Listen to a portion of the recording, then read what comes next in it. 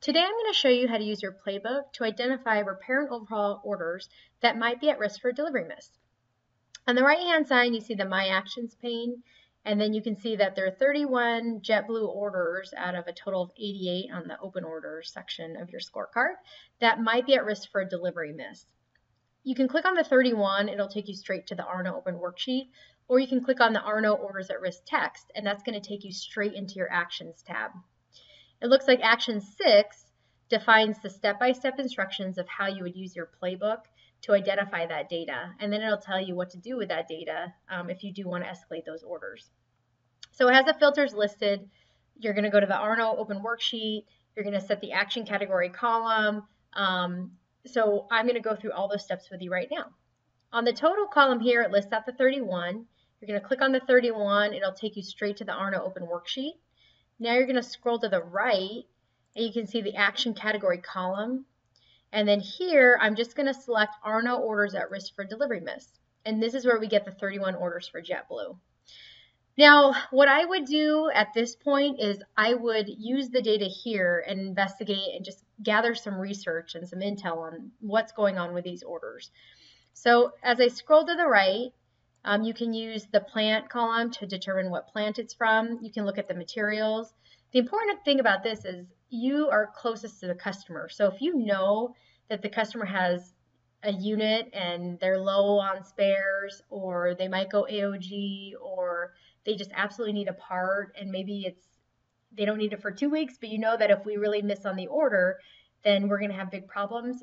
That's why, it's so important to kind of review the list of open orders, what parts we have, and then flag, escalate the orders that are required to make sure that we provide the best customer experience we can and be proactive with their orders.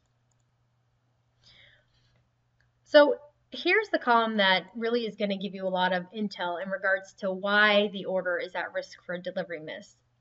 The order risk column, and you'll see all the categories here, there are various things that we look at. So for example, if the unit's on customer hold and we only have a week to ship, it's going to flag it as a high risk because many times it takes a long time for us to get resolution on the customer hold, and the unit's not going to be working in parallel. In other words, work on the unit has stopped until you can get the customer hold resolved.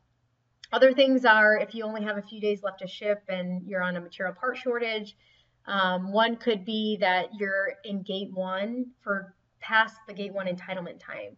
So the playbook will actually look at your unit, how long it's been in gate 1, and the right gate 1 entitlements based off of product line, so that it can flag if your unit has been in gate 1 for too long, and then it puts the order at risk. So we look at all kinds of indicators to determine if a unit is at risk for delivery slip. Another column that's really helpful to look at, or columns, are the inventory opportunity columns. So if you know that your unit is at risk for delivery miss, and you know that the customer, this is a really urgent order, and we just can't miss on the delivery, on the far right we have our inventory exchange opportunity columns. We have the LRU slow moving inventory, which is considered gimme stock from my perspective because it's inventory that we're really trying to get rid of.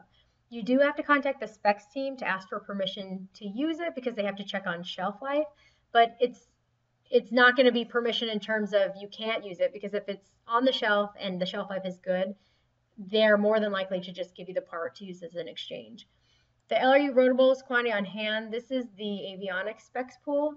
The rework quantity on hand, this is anything that's overhauled and repaired out of our mechanical sites in addition to HAT. This will show you what HAT has in stock.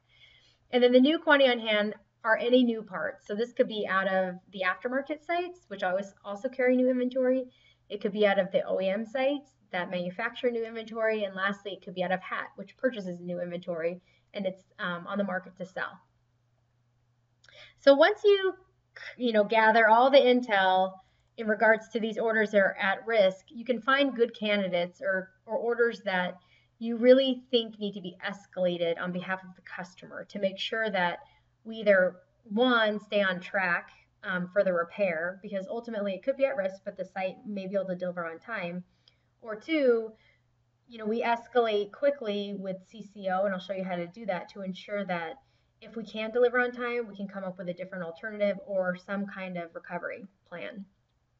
So from here, I'm going to click on Actions. and I am going to go back to action 6, which is reviewing orders for delivery miss. So we looked at the open orders, we found the current status. If you have voice of the customer that says, hey, these orders are really critical, I might go AOG, then the next step is to escalate through our CCO, our customer contact operations team. You're going to email Jason Wilson, jason.wilson@honeywell.com, and he's going to place that order on the Tier 5 CCO rail, which in turn also gets placed on the Tier 4 site rail. When you email Jason, please provide the customer, order number, part number, estimated ship date, and customer request date. If the order is urgent for the customer, let him know. Also, if you see inventory available from an exchange perspective, note that in the email so that Jason can take a look at it. Once he places it on the CCO rail, you can access the CCO rail here. You can just click on the hyperlink and it'll bring it up. That way you can track your rail item to completion and make sure it gets closed out appropriately. So again, just to recap, review the open orders for the current status. Number 2, based off of customer feedback, what you know is urgent, escalate those orders to Jason Wilson as soon as possible. That way he's going to put it on his Tier 5 rail and we'll track it to resolution. Thanks for joining today's training video, and I hope you have a great day.